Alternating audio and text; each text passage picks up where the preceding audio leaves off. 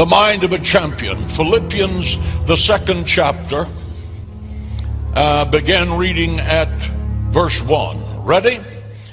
Therefore, if there is any consolation in Christ, if any comfort of love, if any fellowship of the Spirit, if any affection and mercy, fulfill my joy by being like-minded, having the same love, being of one accord, of one mind. Let nothing be done through selfish ambition or conceit, but in lowliness of mind let each esteem others better than himself. Let each of you look out not only for his own interest, but also for the interest of others. Let this mind be in you, which was also in Christ Jesus. The mind of a champion. The Bible has much to say about your mind. As a man thinketh, so is he. Say that with me. As a man thinketh, so is he. That means if you see yourself as a winner, you will be. If you see yourself as a loser, you will be. If you see yourself as defeated, you will be. There's a phrase that you need to write down on a card and put on your refrigerator, and it goes like this. The me I see is the me I'll be.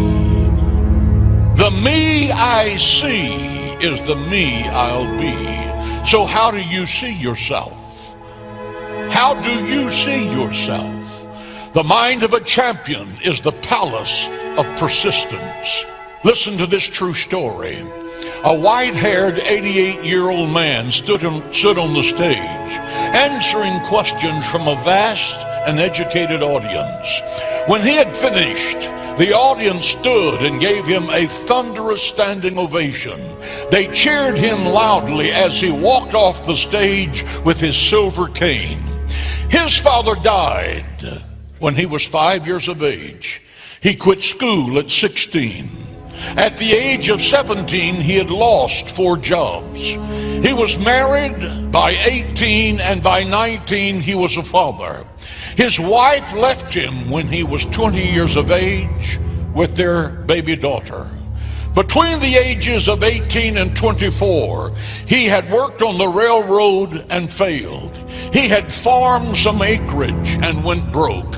He put his pressure cooker in the back of his car when everything seemed lost.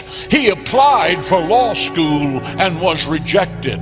He became an insurance salesman and failed again. The only thing that he could really do was to cook. He had a lot of time to think about while cooking long hours in a small, hot cafe. He grieved over his wife and his baby. He begged his wife to return, and she refused. He loved his daughter so much that when he was off of work, he would drive his car to where she lived, sit in his car, and watch her play in the front yard. Eventually, his wife returned, and they started working in a cafe together until he was 65. At 65, they were just making it by. But then it happened. The state constructed an interstate highway that bypassed his town and his cafe. His business vaporized overnight. Not willing to quit, not willing to surrender, not willing to throw his sucker in the dirt and just give up, he demonstrated old-fashioned persistence. He put his pressure cooker in the back of his car and went from town to town showing restaurants how to fix his very special kind of fried chicken. That 65-year-old salesman became known to the world as Colonel Sanders, king of the Kentucky Fried Chicken empire.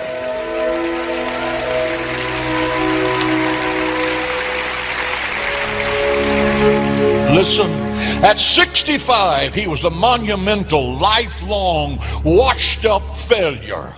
At 88, he was a multi-millionaire, bowing to standing ovations all over the world.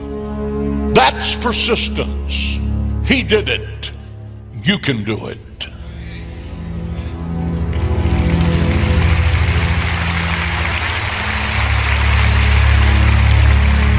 Now, here's what I really like about that story. All of these doctors telling you that if you eat fried chicken, it'll kill you. It killed him when he was 88. Eat a bucket full this week and enjoy yourself.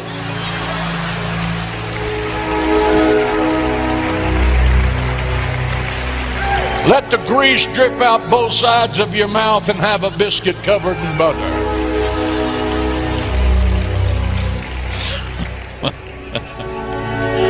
That's just a by the way. Persistence will always prevail. Say that with me. Persistence will always prevail. James 1:3 says the testing of your faith produces perseverance.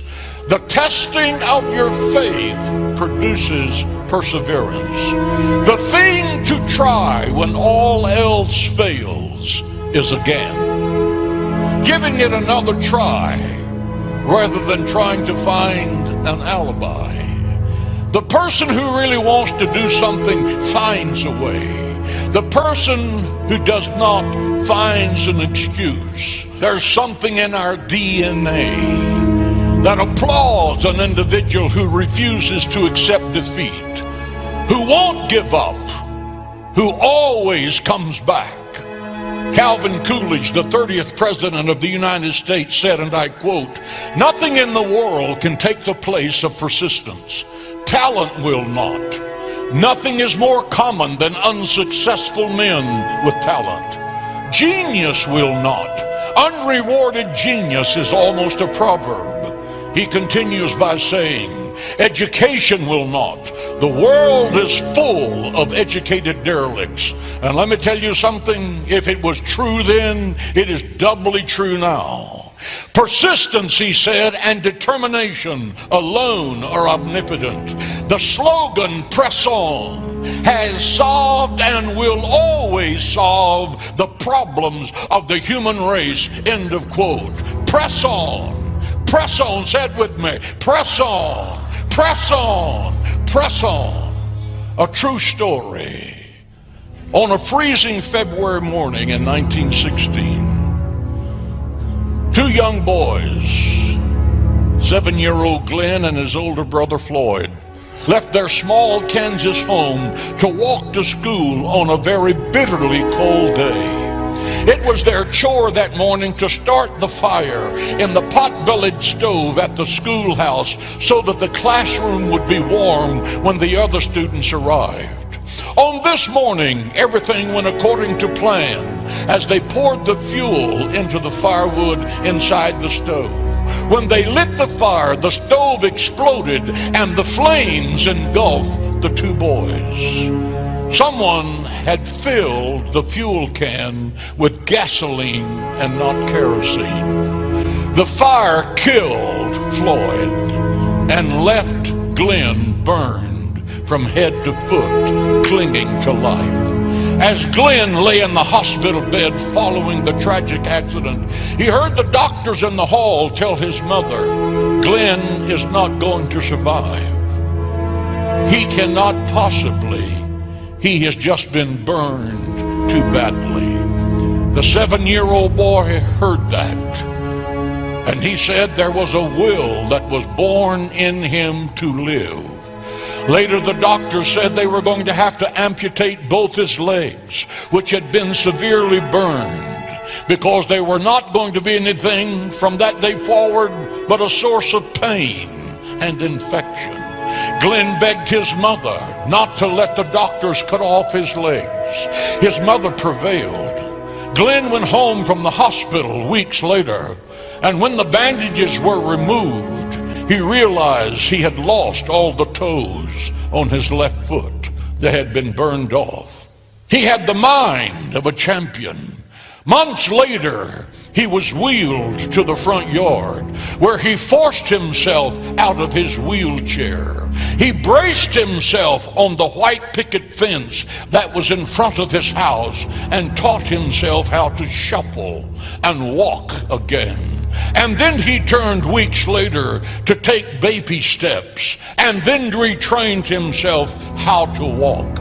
After he mastered walking, Glenn started running and discovered that his legs did not hurt as he ran, because the nerve endings had been burned in the fire. In high school, he became a miler, and he set a state record in that event. He attended the University of Kansas and set a new NCAA record for the mile. He became known as the Kansas Flyer.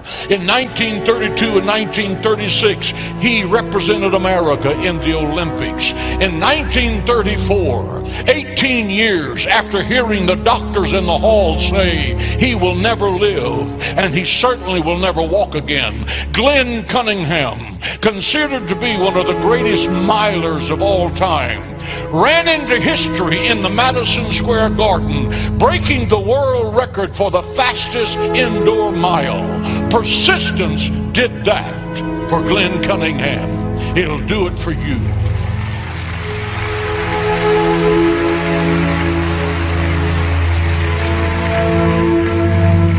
The person who prevails is the person who refuses to give up. Life is a struggle, just as an athletic competition is a struggle. But in every battle, it is the mental outlook that is the key to your success or to your defeat. The person with the mental toughness is the person who will triumph. Again, James 1:3, the testing of your faith produces perseverance. The testing of your faith produces perseverance. The man who can get up one more time than the time he's knocked down is going to be the winner. Being knocked down is not a problem, but staying down is a problem. Get up, because success begins by getting up one more time than you've been knocked down.